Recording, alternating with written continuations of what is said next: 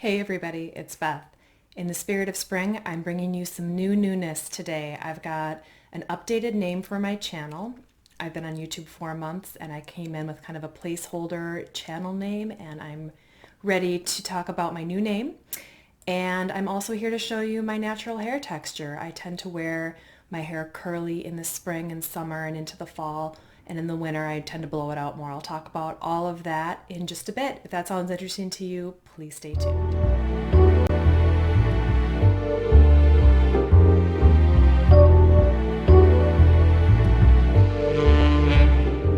Did you guys like that? I spent yesterday making those intros. I used to watch other people's YouTube videos and I would feel kind of jealous about how cool their intros were.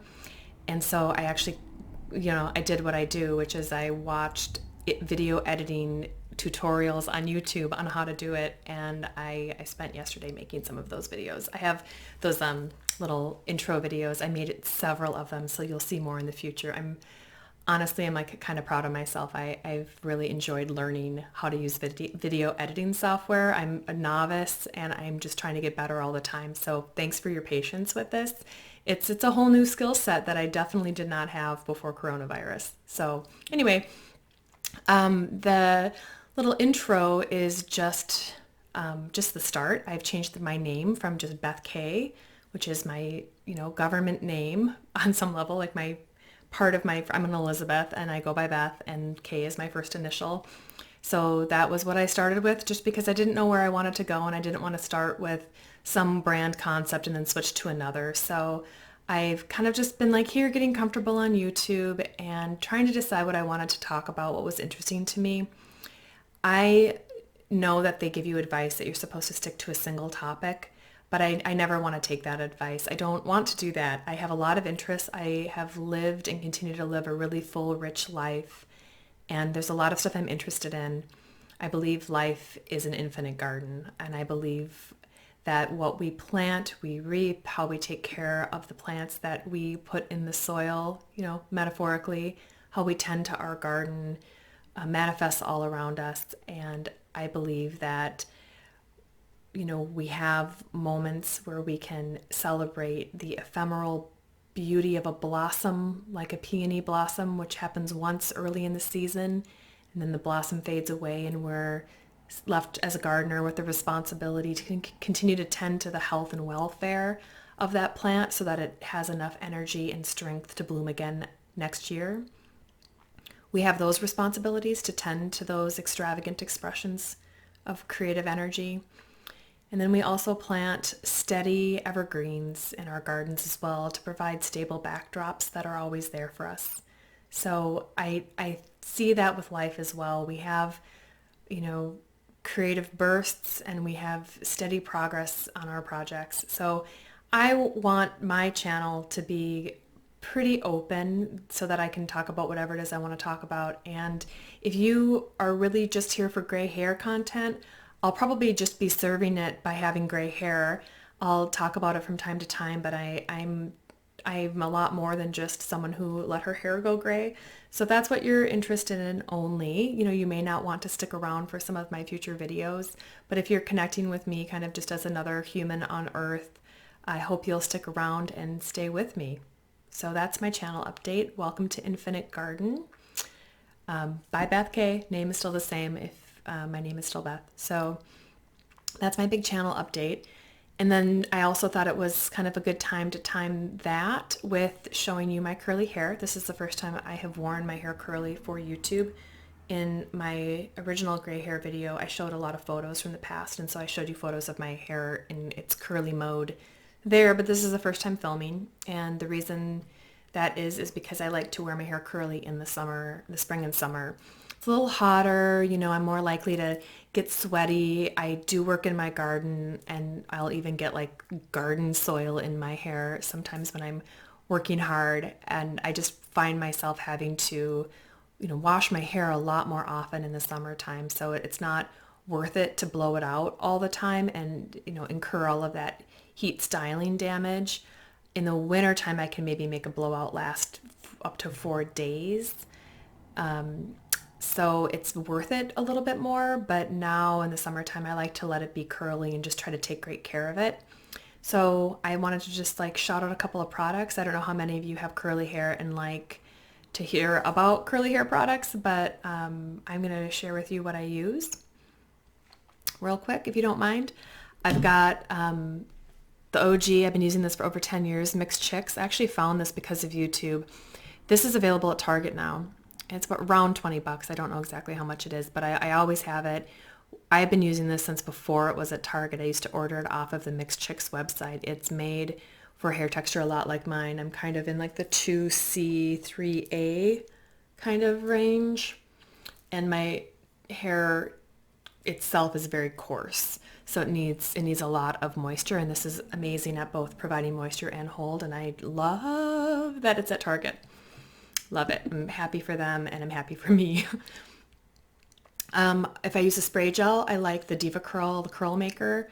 This is a good one for either when it's still damp to get some hold on the curls, scrunch it or whatever.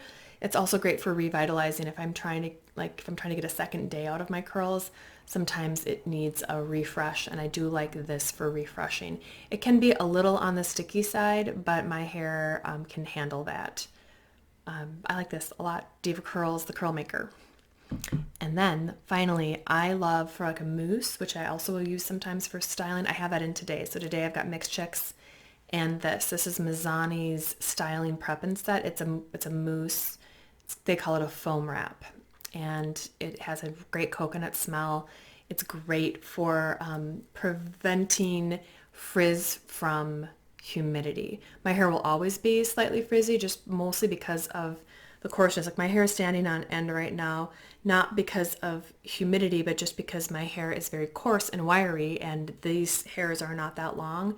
And so they stand straight up unless I hold them down with some kind of product, which I tried to do, but they're like really, they've got a mind of their own. This is great. This is a really great product for protecting against this, a lot of frizz on the super, super humid days. I live in a place that can get really humid, and I found this to be effective. This you can get at Sephora. I don't remember how much it is right now, but it was reasonable. It smells great, works great. This was a product that I actually was texting one of my other friends about when I found it, because it felt like a eureka discovery for me. So these are my curly hair products. They seem to keep me in pretty good shape for the most part. And, I have a lot more to say about curly hair, honestly. It's been kind of a weird journey for me. I remember when I was younger, I would see Hollywood stars on the cover of magazines at the supermarket with their hair curly, and I'm specifically talking about Julia Roberts, Nicole Kidman, and Andie MacDowell. They had curly hair, and they were presented as Hollywood starlets on these magazines with their hair, curly and out. And so when I was younger, I was just, there was representation of curly hair in that space. And then when I got into about my 20s, we changed our mind in America about curly hair, and it suddenly became verboten. You must have, they were calling, there was like the Brazilian blowouts, and there were other types of blowout types. The Brazilian blowout, I had heard, was rumored to include formaldehyde, and I was not interested in getting a Brazilian blowout, but people would suggest it to me, and I'd always take it personally that people were saying that my curls were so problematic that they thought I'd be better off putting formaldehyde on my scalp. So I still remember your names, those of you who did that. I also had, friends give me helpful advice about how often I should blow out my hair, and even offering to do it for me often. There was, many times some sort of idea after, into the 2000s that this was a problematic hair type. And that was disappointing for me, because I actually think curly hair is really cute.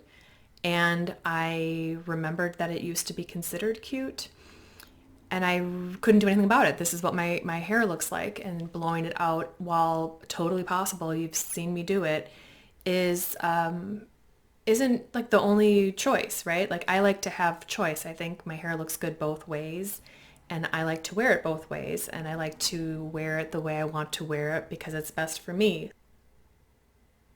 The world will try to tell you that there's something wrong with you about the way you are naturally. And for a lot of people, it starts with your hair. Everyone I know, I think, almost everyone I know, dislikes the color of their hair. They dislike their hair texture. Whatever the reality is of their hair, they have been trained to dislike it. And it doesn't matter who or what, everyone has felt that way. And I invite all of us just to take a minute to consider why that is. Why have we all been led to feel like what comes out of our hair naturally isn't right and we have to change it? I don't have the answer for it. I have some ideas. I also know I'm like completely over it personally. So I'm moving past being subject to that after a lifetime of definitely being subject to it. So it's just kind of like progress, I guess. But I don't know. I'm a lot happier since I just started to accept it and work with it. This is what I have.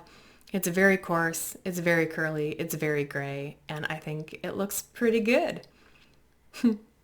Anyway, thanks for sticking around, listening to my curly hair talk. I'll see you all soon. I hope you're all doing well. Thanks.